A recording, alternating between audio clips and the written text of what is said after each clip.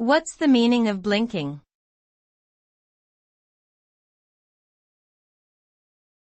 Blinking.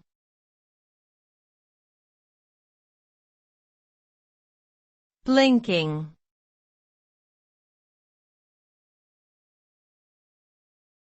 Blinking.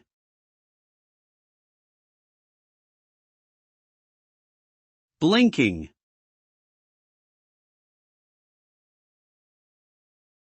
Blinking is the rapid closing and opening of the eyelids, resulting in the temporary interruption of vision.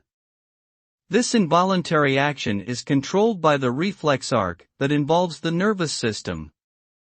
The average person blinks about 15 to 20 times per minute, although this can vary based on various factors such as age, sleepiness, and alcohol consumption.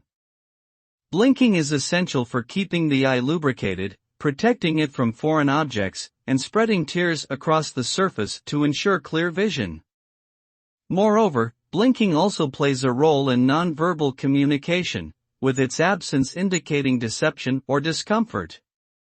Overall, although often taken for granted, blinking serves important physiological and social functions.